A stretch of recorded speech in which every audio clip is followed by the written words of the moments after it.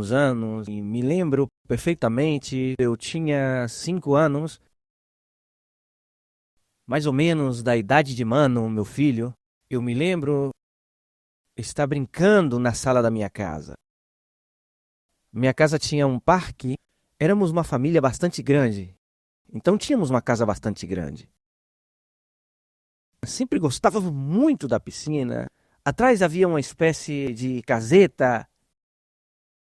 Nós lá na Argentina chamamos de quincho, que é um lugar onde você pode assar carne, fazer churrasco, tem um lugar para comer, carne, obviamente. E a sala da minha casa justamente dava para esse parque,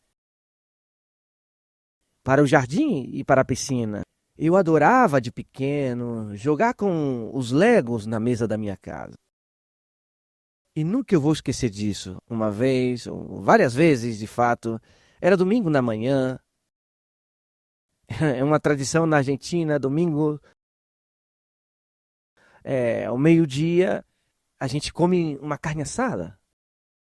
Eu não sei qual é a tradição daqui, se aqui come peixe, ou seja. Mas na Argentina, normalmente, os domingos, se come uma carne assada. E eu me lembro que meu pai passava caminhando desde a entrada da casa, passava pela sala com uma bolsa muito grande de carvão e ia a essa caseta aí atrás, a esse quincho, e às 2 horas voltava e trazia uma bandeja cheia de carne, linguiça e tudo delicioso. Eu o via passar e depois eu o via voltar com a carne. Ia com carvão e voltava com a carne. Ia com carvão e voltava com a carne. Então eu concluía que o carvão se transformava em carne. E algumas porções se transformavam em um tipo de carne, outra porção se transformava em linguiça. Essa era a minha conclusão de pequeno. Então, evidentemente, meu cérebro e minha ingenuidade não dava para tanto. Mas essa era a minha conclusão.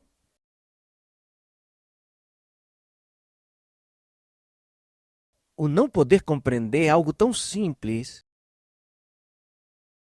como se faz uma carne assada não me roubava o privilégio de aproveitar essa carne assada. Existem muitas coisas em nossas vidas que não podemos compreender e, sem embargo, isso não nos impede de desfrutar delas. Por exemplo, como se faz um aparato tão grande de metal e se eleva no ar com um motor e com algo tão simples que é um fósforo, você tira e podia explodir. Ele levanta de um país e vai para o outro, como é o avião. No entanto, ainda que eu sei que muito de vocês não poderia explicar fisicamente como se produz esse fenômeno, acho que todos os que estamos aqui alguma vez já subimos um avião. Sim ou não? Desfrutamos do privilégio de certas coisas, embora não entendamos em sua plenitude como funciona. Por quê? Porque temos um cérebro limitado, pequeno, e que pode compreender uma determinada quantidade de coisas. Hoje vamos falar da Trindade. E, evidentemente, é um conceito extremadamente difícil de poder explicar, muito mais de poder entender. Então, eu gostaria de fazer algo. Vocês têm aí o papel para anotação, sim? Antes de falar da Trindade, eu gostaria de falar de 3 tipos de afirmações que uma pessoa poderia fazer com respeito a qualquer coisa.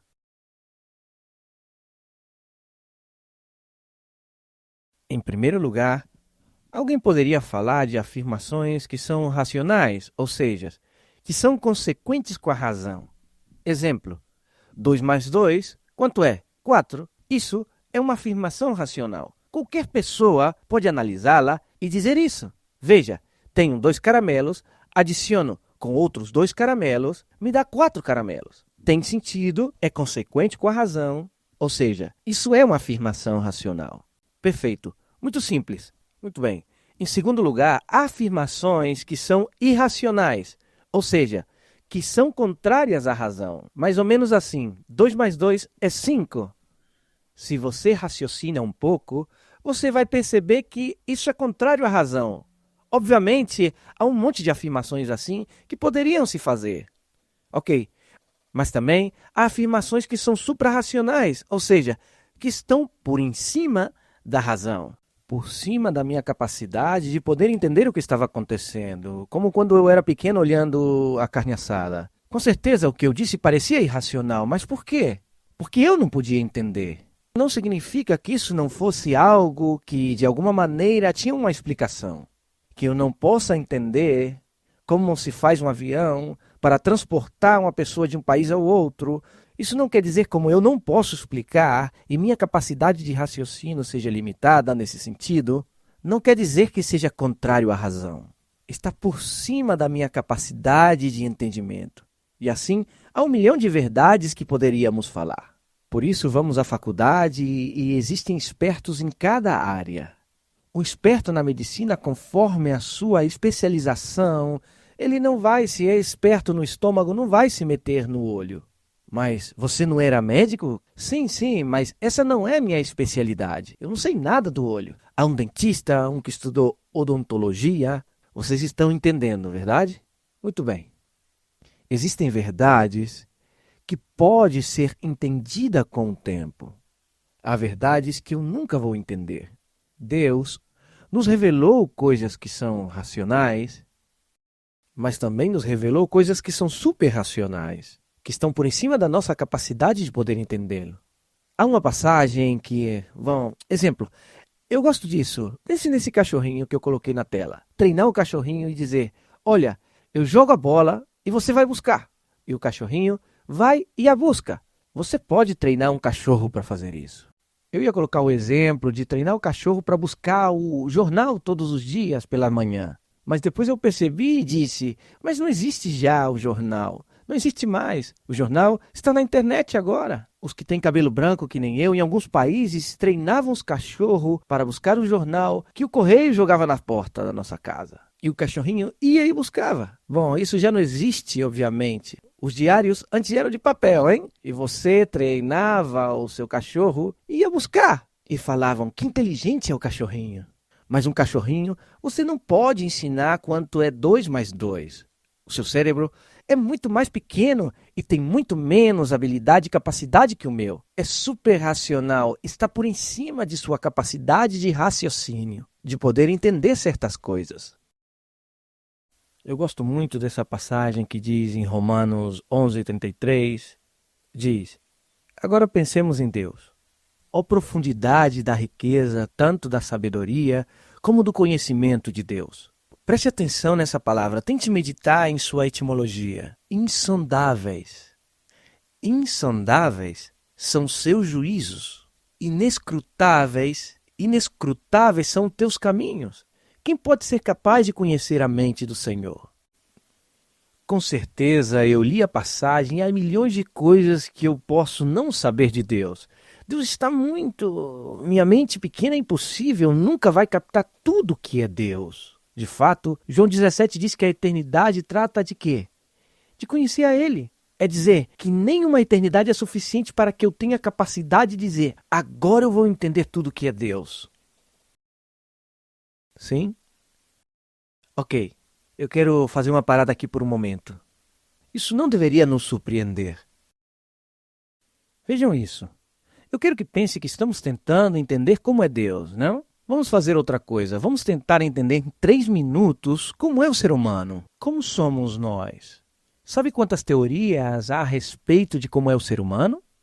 Minha esposa e eu sempre temos uma discussão constantemente de se somos bipartitos ou tripartitos. É dizer, se temos 3 partes, corpo, alma e espírito, ou se temos 2 partes, corpo e ser interior. E sempre vamos defendendo, não, porque a Bíblia diz isso, não, porque a Bíblia diz o outro. Quantas partes tem um ser humano, afinal? Sabe a quantidade de teólogos que discutem isso? Quantas partes tem um ser humano? Entre parênteses, onde colocamos o coração? Onde colocamos o cérebro na parte do ser humano? Eu te pergunto, por suporto a outras teorias que eu coloquei, alguns dizem que tem uma aura, coisas desse tipo e mais. Não podemos de forma perfeita saber quem é o homem e menos pretender saber quem é Deus. Estava pensando isso. Vejam, Esses são alguns dos psicólogos mais importantes da história da humanidade. Freud, Lacan, Adler, Roger, e etc, etc, etc. Sabe a quantidade de diferentes tipos de psicologia que tentam explicar como é o ser humano e como funciona? É muito interessante isso, porque o outro dia eu estava lendo um livro que gostei muito. Faz essa afirmação e gostei demais. O autor dizia: quando alguém afirma isso, não porque a psicologia diz, o primeiro que você tem que fazer é frear, é parar e dizer que tipo de psicologia você está falando. Porque não há uma só psicologia. Há um monte de teorias psicológicas e uma diz uma coisa e outra diz outra. E contradizem uma com a outra. O que um autor diz contradiz com o outro. É dizer, de que psicologia você está falando? Não somos capazes nem de entender o ser humano. É mais, em muitos casos, a psicologia e a psiquiatria, outra ciência do homem, diz exatamente o oposto. De fato, a psicologia diz que a maioria dos seus problemas são emocionais e a psiquiatria vai dizer que são fisiológicos. São químicos. Você tem um problema químico? Se é impossível e extremamente difícil compreender como eu sou, como você é, não parece que vai ser muito mais difícil compreender como é Deus? Você não acha que isso não deveria me surpreender? De que eu não possa entender como é Deus? Ele não é alguém que eu possa colocar em um laboratório. Ele não é alguém que eu possa ter fisicamente assim, eu e ele de frente um para o outro. Não é alguém que eu possa manipular, nem tocar, assim, nem colocar debaixo de um microscópio. Não deveria ser normal que eu não possa explicar isso em muitos aspectos. Então, assim, tendo feito essa introdução, eu gostaria de mencionar coisas que sim sabemos sobre Deus. O primeiro que eu gostaria de dizer sobre a Trindade é isso. É importante que saibam que em nenhum lugar da Bíblia aparece a palavra Trindade. No entanto, ao longo de toda a Bíblia aparece o conceito de Trindade. Como existe um monte de conceitos que nós usamos constantemente e que não aparecem na Bíblia. Você tem que aceitar Jesus? Me mostre uma passagem que diga isso. Na Bíblia não existe nenhuma passagem que diga isso, que você tem que aceitar a Jesus. Busque, faz um scanner na tua cabeça, mas eu tenho certeza que não vai encontrar. Então, aonde sai esse conceito da Trindade? Da Bíblia mesmo. Eu gostaria de mostrar-lhe 5 verdades que a Bíblia afirma. Eu vou um pouco rápido nisso. Em primeiro lugar, a Bíblia obviamente afirma que há um único Deus. Deuteronômio 6 é muito, muito claro. É uma das passagens mais importantes do Antigo Testamento para o povo de Israel. E diz assim: ouve Israel, o Senhor nosso Deus é o único Senhor. Então, é importante entender que a Bíblia não ensina que há 3 deuses diferentes. Não são 3 deuses diferentes, há um único Deus. Agora, um detalhe que eu gostaria de dizer sobre isso é que no livro de Hebreus há 2 palavras para falar sobre Deus. Primeira, Yahid. Por exemplo, se lembram do Gênesis 22, quando Deus diz a Abraão: toma o seu filho, Jadir, seu único filho. E a outra palavra hebreia, que é Ehad, que também significa um, que pode ser usada para falar de uma unidade composta por mais de uma coisa. Por exemplo, Gênesis 1, versículo 5, quando diz que foi a tarde e a manhã de Ehad, de um dia. Vê que é composta? É um dia, mas está composta pela manhã e pela tarde. E aí usa essa palavra. É a mesma que usa aqui para Deus. Não usa a palavra Yahid, único. Usa a palavra Ehad, um.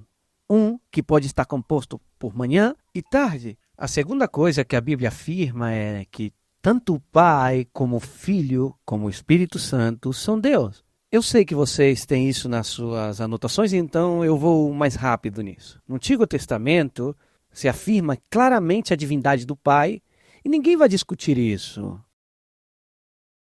O Antigo Testamento também afirma a divindade do Filho. Eu coloquei 2 aí porque são os 2 que eu mais gosto.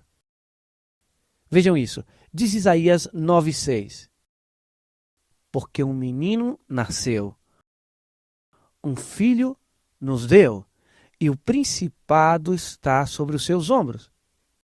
E o seu nome será Maravilhoso, Conselheiro, Deus Forte, Pai da Eternidade, Príncipe da Paz. Outra passagem muito interessante no Antigo Testamento diz: Mas tu, Belém, Efrata, pequena para estar entre milhares de Judá, de ti me sairá aquele que há de reinar em Israel, e cujas saídas são desde os tempos antigos, desde os dias da eternidade. Podemos ver? Desde os tempos antigos, o que quer dizer? Desde os dias da eternidade, de sempre. Ele é eterno. Como descreve essa passagem esse governante de Israel? Vejam que louco, não? A passagem parece contraditória. Se pensa um segundo, a passagem está dizendo que vai ser um que é eterno. Vai nascer alguém que vai governar, mas que vive desde sempre. Você lê isso e começa a coçar a tua cabeça e diz, mas como vai ser isso? É uma loucura. Como vai dizer que vai sair um daí e que vivia desde sempre? Entendem? É super racional. Hoje entendemos, porque temos mais luz e mais informação nesse aspecto, mas nesse momento as pessoas diziam, eu não estou entendendo, como funciona isso? Por suposto, o Antigo Testamento também afirma a deidade do Espírito Santo. O Novo Testamento também afirma a deidade do Pai e do Filho. Eu coloquei alguns versículos, muito conhecido. No princípio era o Verbo, está falando de Cristo, e o Verbo estava com Deus, e o Verbo era Deus. Vejam este. Respondeu-lhe Jesus, em verdade vos digo. E vejam que verdade super racional. Isso é uma loucura, se você parar para pensar. Abraão, que viveu 2000 anos atrás, 2000 anos antes de Jesus, lhe diz, quero dizer uma coisa, antes que Abraão nascesse, eu já existia. Isso é uma afirmação, é uma loucura, o que Jesus está dizendo.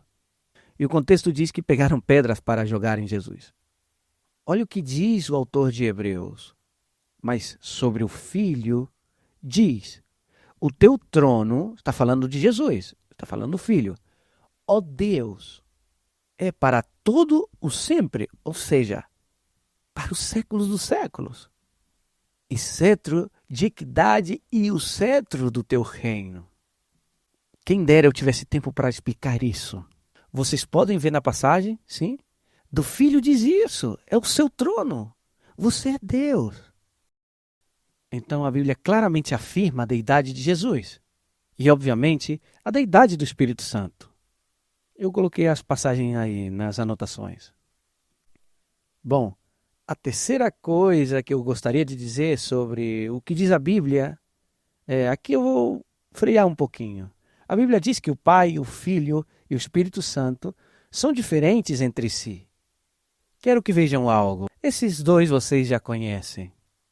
O importante não são as duas caras que estão aí. O importante é o que está de trás dessas duas caras. O que está de trás é o Rio Jordão. Para quem não sabem, nós estivemos em Israel na semana passada e isso que está aí, essa parte do rio é o lugar tradicional onde Jesus foi batizado.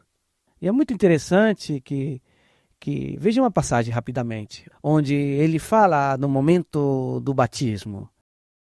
Ele diz, depois de ser batizado, saiu logo da água e eis que se lhe abriram os céus. E viu o Espírito de Deus descendendo como uma pomba, vindo sobre ele.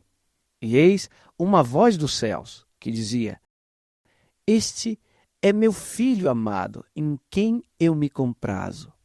Puderam ver algo indiferente a Jesus. Então, nós temos Jesus fisicamente, uma pomba e uma voz que desce do céu e diz: Esse é meu filho. Vocês podem ver essa diferença? São diferentes entre si. Um Deus, mas diferentes entre si. E você começa a pensar e dizer: como funciona isso? Eu não sei como funciona um avião, eu não sei como funciona o seu corpo. Quantas partes tem? A psicologia tem razão, mas há um monte de coisas que foram reveladas. Há um montão de coisas que nós não entendemos, coisas que ainda não foi revelada, mesmo que não possamos entendê-las. Então, não são modos de ser, não é que um pouquinho de tempo é o Espírito Santo, é o Pai, outro pouco de tempo é o Filho. Aqui claramente a passagem diz que os três estão no mesmo tempo, no mesmo momento, são pessoas diferentes, mas ao mesmo tempo são um Deus. Muito bem.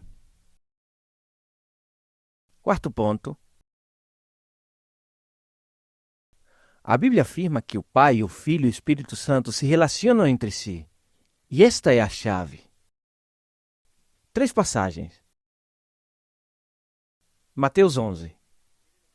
Olha o que diz a Bíblia. Todas as coisas me foram entregues por meu Pai. E olhem isso. O Pai conhece o Filho e ele mostra coisas ao Filho. Existe uma relação aqui, onde o Deus Pai conhece o Deus Filho e falam entre eles e mostram coisas entre eles. João 5:20 diz: O Pai ama o Filho e o Filho ama o Pai. Existe uma relação aí. É a essência de toda relação. Amor. Vocês podem ver que eles se relacionam entre eles. Olhem isso. João 17.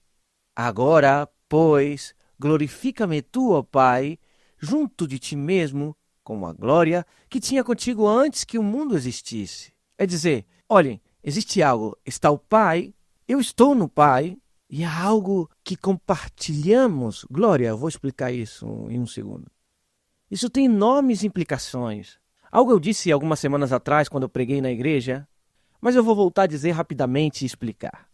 Deus não precisa que eu o glorifique. Deus quer compartilhar sua glória, que é muito diferente. Eu quero que pense nisso. Eu coloquei um pouco aí mais abaixo, mas eu coloquei a propósito. Deus não precisa que eu glorifique para então estar feliz. Ele não está buscando que todo mundo lhe dê glória. Então, quando vocês me derem glória, eu sou feliz. Não. Deus quer compartilhar sua glória, porque quando Ele compartilha quem Ele é, então eu sou feliz. O que eu quero dizer com isso? É muito importante entender isso. Hoje de manhã eu estava tomando banho e lembrei de algo. A minha esposa está na escola dominical, então isso é ótimo, porque ela não gosta que eu compartilhe essas coisas. Assim que depois ela vai brigar comigo. Eu estava lembrando do dia em que nós nos casamos. Quando nos casamos, foi uma etapa muito difícil na minha vida. Meu irmão morreu 2 semanas antes do meu casamento. Meu irmão mais velho. Foi um tempo emocionalmente muito difícil. E ainda lembro, da mesma forma que eu estou olhando para vocês, uma igreja muito parecida a esta. Eu ainda lembro minha esposa entrando com uma canção que a gente tinha escolhido, e ela toda vestida de branco. Tava cheio de gente, cheio de gente.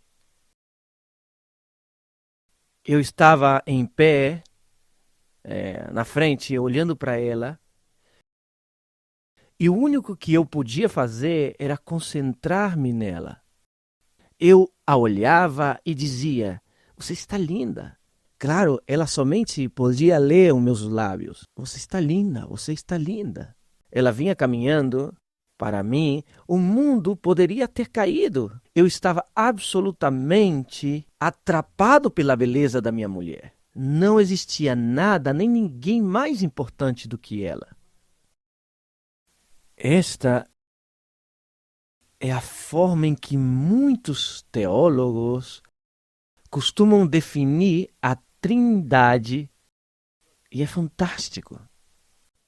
O pai ama o filho ama o pai, e se olham mutuamente. Sabe como descrevem os teólogos falando a respeito da Trindade? Como uma dança. Existem lugares que têm uma tradição no casamento.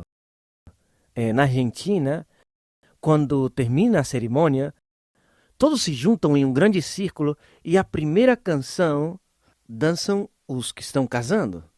Aqui se faz assim também? Então herdamos de vocês. O homem chama a esposa para dançar a valsa. Assim como está na tela. Eu estava olhando para minha esposa e ela estava olhando para mim. E era ela e eu, e o mundo já não existia. Eu amo a minha esposa e ela me ama. Estávamos assim completamente distraídos um com o outro, em um amor perfeito, em um amor onde o mundo poderia vir abaixo. E a Bíblia descreve a Deus, a relação entre a Trindade, dentro da Trindade, dentro de si mesmo, do Pai com o Filho com o Espírito com o Pai, etc., como essa dança perfeita, onde não há necessidade de nada nem de ninguém. Por quê? Porque o Deus Pai está satisfeito com o Filho está satisfeito com o Espírito, e assim sucessivamente. E como diz a passagem que nós acabamos de ler recentemente, se amam. A vida cristã se trata de um convite a essa dança, onde Deus te faz participar. E você começa a dançar com Ele, começa a estar distraído com Ele, e você começa a apreciar a beleza que o filho vê no pai, e o pai aprecia no filho, e você começa a se contagiar disso. E você começa a ver o belo, o atraente, o precioso. E todo o resto de coisas começam a perder valor. Todo o resto de coisa começa a deixar de ter uma importância maior. O resto de coisa deixa de prender-me a elas. E você começa a dançar com Deus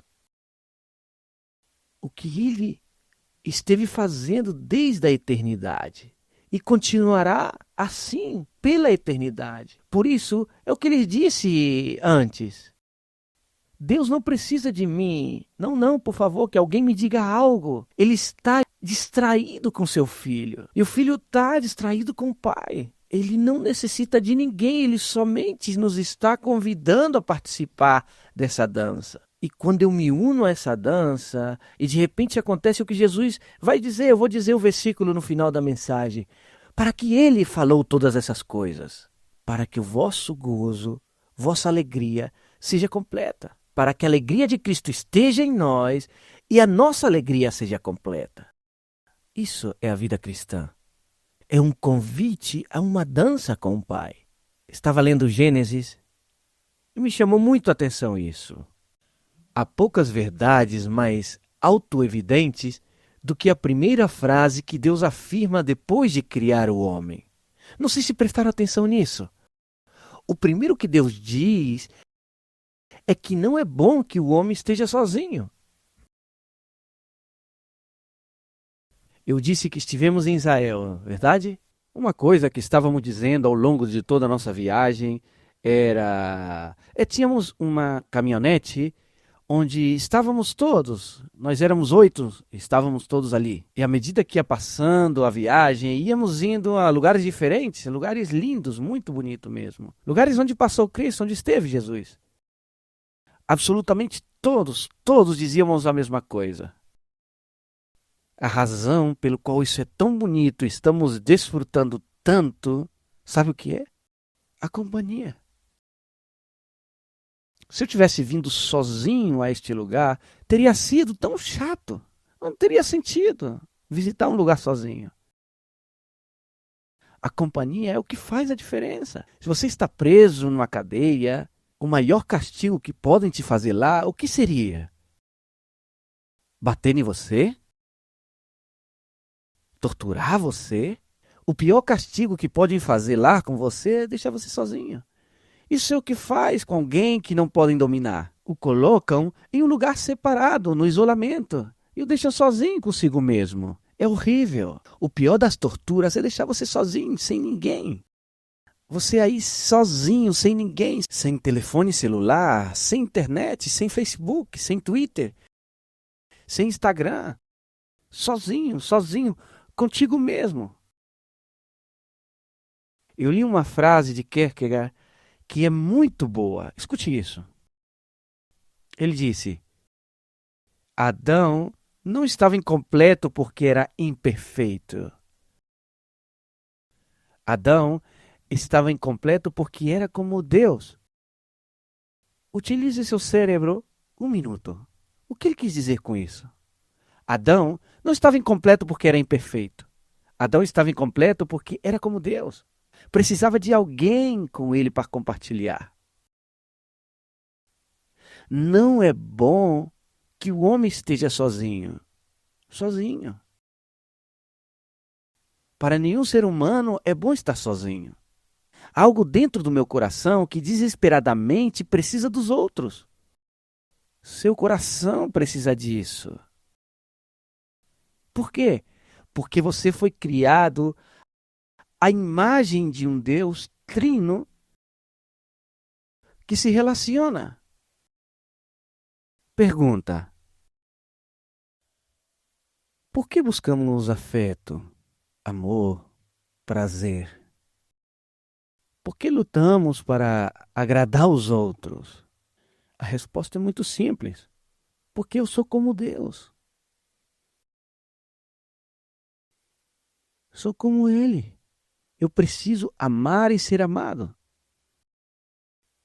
Preciso agradar e ser agradado. Eu preciso servir e ser servido.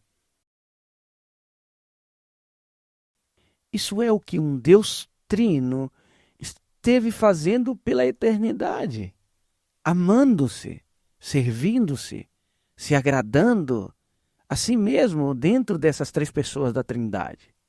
Por que existe isso aí? Porque eu sou como Ele. Fui feito à sua imagem. O problema é que eu busco no lugar errado. O problema é que eu vou dançar e vou buscar encher meu coração onde eu não posso encher. E eu me resisto a dançar com Deus em busca de outras coisas que satisfazem os meus desejos. E quando isso acontece, meu coração termina vazio. Muito bem. Quinto ponto. A Bíblia fala em conjunto do Pai, do Filho e do Espírito Santo. E, portanto, afirma implicitamente a sua igualdade. Não vou olhar as passagens porque são muitos. Vocês têm aí os versículos nas anotações de vocês.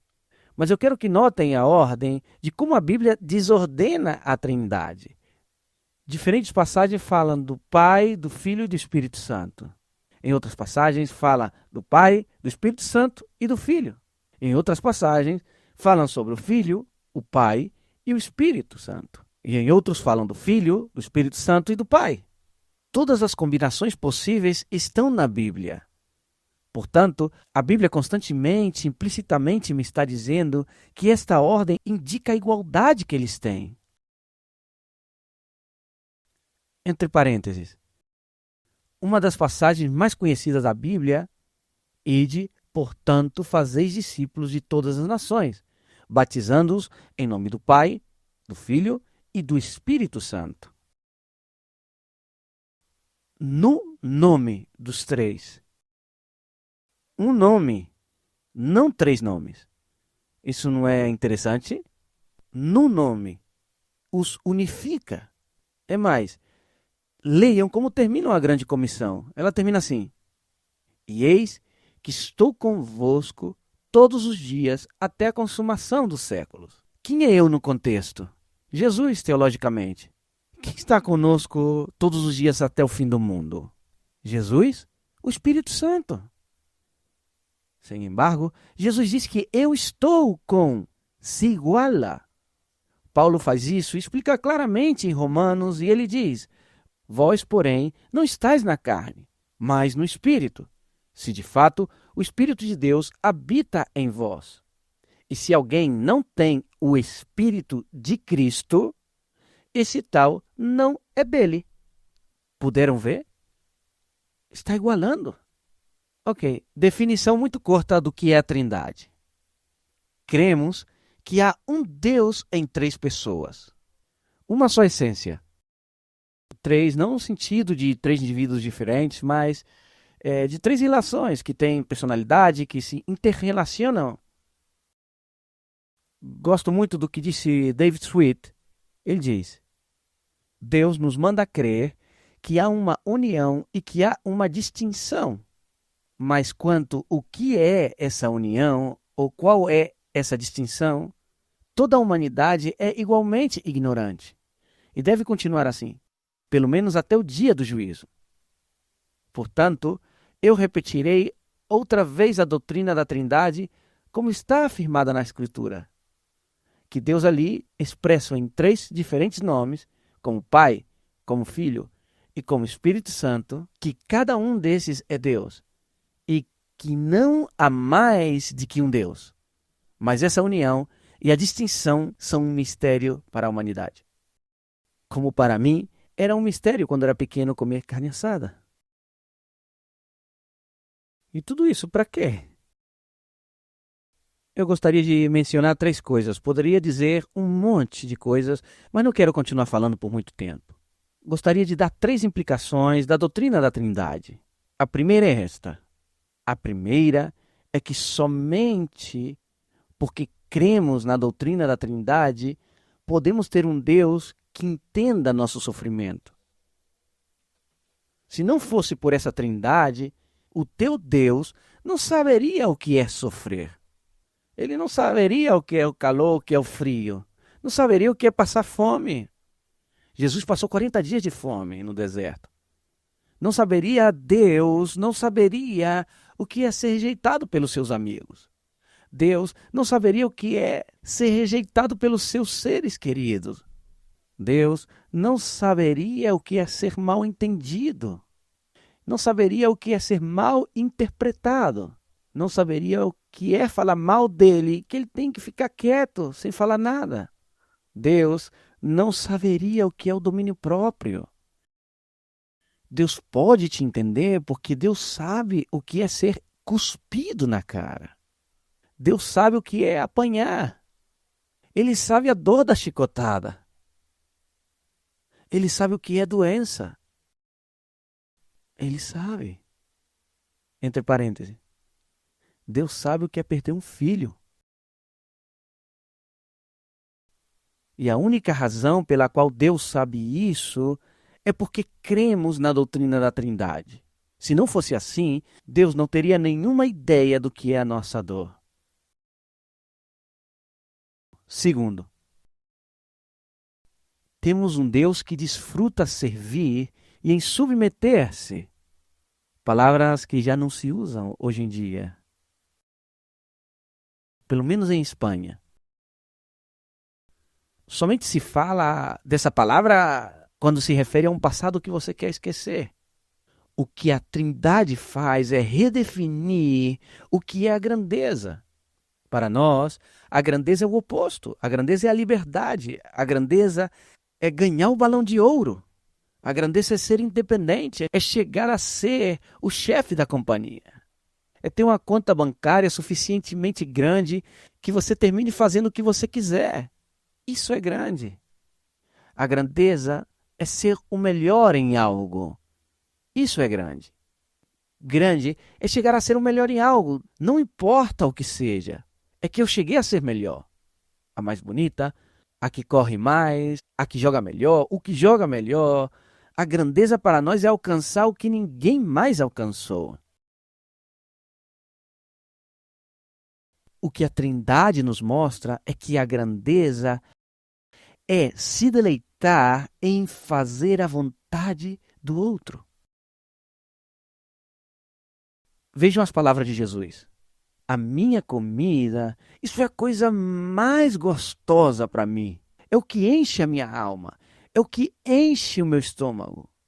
O que realmente me causa prazer é fazer o que Deus quer. É submeter a Ele. Jesus está dizendo, não há nada que me cause mais prazer do que fazer o que o outro quer. Com maiúscula, claro. Peterson diz isto. Nós temos outra trindade. É a trindade dos meus santos desejos, minhas santas necessidades e meus santos sentimentos. Espero que você não se meta entre os meus desejos, as minhas necessidades e os meus sentimentos, porque com certeza você vai sentir a minha ira. Não vou ler toda a passagem porque é um pouco longo e estou ficando sem tempo. Mas olhem a Cristo, olhem a Deus, como Ele é diferente em Filipenses 2. Um Deus que se humilha, que deixa o trono, que deixa tudo somente para poder servir ao Pai. E a última coisa que eu queria dizer, ou implicações a respeito à Trindade, é que temos um Deus que se sacrifica por amor. Quero que pense em algo. Se a Trindade é um erro teológico, é dizer que eu estou errado em dizer o que estou dizendo, é impossível que Deus morra pelo homem. Pense um minutinho. E mais agora que eu tenho a viagem de Israel fresquinha na minha cabeça, eu quero que você pense um segundo, que você é José de Arimateia. Pense um minuto. Você nasceu faz 2000 anos e você é José de Arimateia. Você sabe quem era José de Arimateia? Ele foi a pessoa que pegou o corpo morto de Deus. Cada vez que eu penso nisso, eu fico fascinado. Você pode imaginar ter a Deus morto diante de você? E o colocou em uma tumba. E o colocou em um túmulo. Eu quero que você pense nisso. Eu não sou um cosmólogo e também não sei muito de ciência, mas eu quero que você pense um pouco. Imagine que o sol desapareça. Não que ele deixe de brilhar ou que venha à noite. Eu estou dizendo outra coisa. O que eu estou dizendo é que o sol deixe de ser. Desapareça em um abrir e fechar de olhos. O que aconteceria com o nosso sistema solar? Bom, não faz falta ter estudado cosmologia ou ciência, mas existe algo muito óbvio que que aconteceria se o Sol deixe de existir. É muito provável que criasse um buraco negro. Eu não sei, mas de forma muito rápida todo o sistema solar deixaria de ser. Explodiria, o que seja. Por quê? Porque o Sol é o centro de tudo. Imagine o efeito que o Sol teria se desaparecesse. Tudo deixaria de existir. Todo o sistema solar deixaria de existir. Mas eu quero que você pense em uma coisa. Imagine que Deus desapareça por um instante. Eu quero que você pense que você é José de Arimateia e Deus morre.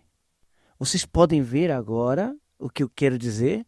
É impossível que Deus morra por mim se não existe o conceito da Trindade. Tudo desapareceria se Deus deixasse de existir. Ele é o que sustém todas as coisas. A Bíblia é muito clara nisso. Ele é o que sustém absolutamente tudo. Pense um momento como isso faz a tua cabeça dar voltas. Somente em pensar, ok? Somente um Deus trino pode seguir sendo Deus e morrer por mim. Não sei se você já pensou isso alguma vez. Esta semana, a minha esposa foi todos os dias na igreja porque estamos preparando o retiro e ela passou um monte de horas na igreja. Isso doeu meu coração, especialmente porque ela voltava tarde, ela chegava, ela dava um beijo a todos nós e o próximo que ela fazia era cozinhar para nós. Eu falei com vocês, né? Ainda bem que ela não está, porque ela não gosta que eu fale essas coisas. Eu estava aí com as crianças e quando eu chego tarde de trabalhar, o último que eu quero fazer é servir aos outros. É sacrificar por amor a outros. E minha esposa chega cansada a cada dia. E o próximo que fazia é ver o que ela poderia fazer para servir e amar a sua família. Quando alguém vê um ato de amor e sacrifício dessa forma, é impactado. Eu não sei se vocês sabem isso, mas eu vou fazer público. Mas eu não vou falar o nome. Na nossa igreja, teremos um retiro na próxima semana. Existem pessoas que sacrificaram suas férias para estar toda a semana se preparando para que possamos fazer o que nós vamos fazer com as crianças. O que você pensa? Você sacrificaria suas férias para fazer algo assim? Quando podemos ver coisas desse tipo, nos comovemos. Como pode ser? Quanto amor há em um ato desse jeito. Quando você olha a cruz e você pensa, o que Cristo fez por você deveria provocar em nós o mesmo efeito. Você já parou para pensar por que Jesus fez isso? Para convidar você a dançar. Agora, escutem bem o que eu vou dizer, que é o último que eu vou dizer. Agora, não é Deus dançando. Essa foto já não representa mais a Deus dançando com Ele mesmo. Agora, Deus é o noivo e você é a noiva. E a Bíblia diz que por causa do sacrifício de Jesus, por causa do sacrifício de Cristo, por causa do sacrifício que Deus mesmo fez por ti, Ele te olha da mesma forma agora. Ele olha da mesma forma em que Ele olha a si mesmo, com o mesmo grau de amor que Ele tem pelo Filho. E não tem nada a ver com você. E não tem nada a ver comigo. A única razão pela qual Ele faz isso é por si mesmo. É pelo seu sacrifício. E Ele te convida a essa dança onde Ele quer que você olhe para você mesmo assim como Ele olha para você. Ademais, também você comece a olhar para Ele como Ele é. E nessa descoberta, onde você vai descobrir a Ele, o resultado é você descobre quem você é. E a consequência disso é convidar a outros para dançar. Então, tens uma vida transformada. Essa é a razão pela qual meu pastor nos Estados Unidos tem uma frase que é linda. Ele dizia: se não existisse a doutrina da Trindade, se não fosse verdade, ele dizia, eu seria ateu. Oramos.